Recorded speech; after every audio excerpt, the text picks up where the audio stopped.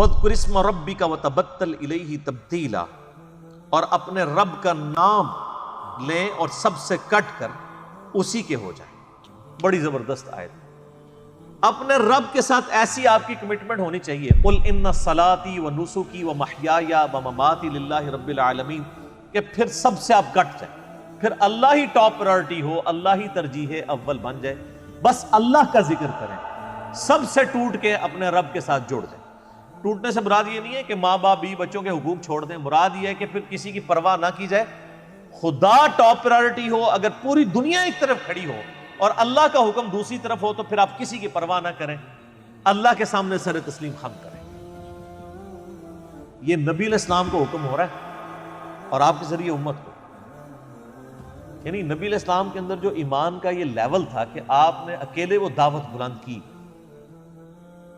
جو کچھ عرصے کے اندر دنیا کے تینوں بڑے اعظموں میں پہنچ گئی، دنیا کی سپر پاورز مسلمانوں کے آگے زیر ہو گئی، اس کے پیچھے ڈرائیونگ فورس یہ قرآن تھا۔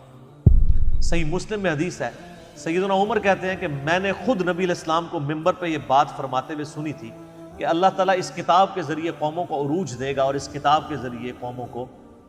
زوال دے گا۔ اسی کو ڈاکٹر اقبال نے شعر میں کہا نا، وہ زمانے میں معزز تھے مسلمان ہو کر اور تم خوار ہوئے تاریخ قرآن، یعنی اللہ تعالیٰ نے جو صحابہ کرام کو اور اہل بیت کو مرتبہ عطا فرمایا تھا اور دنیا کا امام بنایا تھا، وہ قرآن کی وجہ سے، اللہ کی کتاب کی وجہ سے، اور تم جو ذلیل و خوار ہوئے وہ اس کتاب کو چھوڑنے کی وجہ سے۔ رب المشرق والمغرب،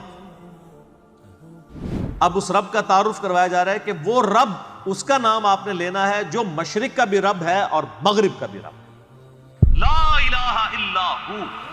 نہیں ہے کوئی معبود سوائے اس کے، فاتخذہ وکیلا، پس اسی کو اپنا کارساز بناؤ۔ کارساز اللہ کو بناؤ، وہی ہے، اور یہی ایک مسلمان کا یہی عقیدہ ہونا چاہیے، حسبنا اللہ ونعم الوکیل، ہم نے اللہ ہی پر بھروسہ کیا، وہی بہتر کارساز، کارساز اسی کو بناؤ، اس کے علاوہ کوئی کارساز نہیں۔ واصبر علی ما یقولون، اور آپ صبر کیجئے ان باتوں کے اوپر جو آپ کے مخالفین آپ کے اوپر کرتے ہیں۔ ظاہر ہے آپ جب سچائی کی بات کریں گے تو پھر کافر تو آپ کو برا کہیں گے، یہاں تو مسلمان نہیں چھوڑتے ہیں، تو سچائی تو ہے ہی، وہ عربی میں ایک محاورہ ہے، الحق مر، حق ہوتا ہی کڑوا ہے، یہ برا لگتا ہی لگتا ہے۔ تو جب آپ کو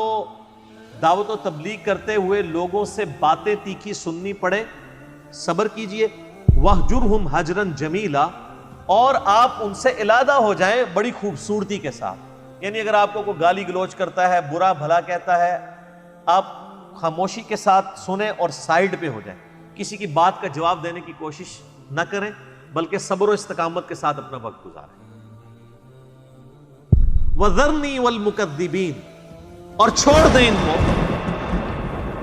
اور وَذَرْنِي وَالْمُكَذِّبِينَ، اور مجھے چھوڑ دیں ان مکذبین کے لیے، یعنی جو آپ کی تکذیب کر رہے ہیں، آپ کو جھٹلا رہے ہیں، ان کو میرے حوالے کر دیں، میں جانوں اور میرا کام، آپ نے ان کو جواب نہیں دینا، آپ نے صبر کرنا۔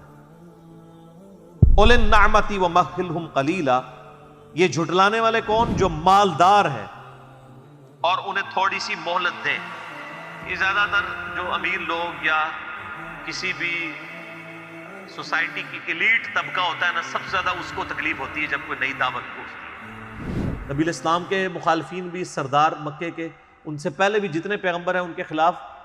ان کے علاقوں کے بڑے بڑے جو چودھری اور سردار لوگ کھڑے ہوئے، کیونکہ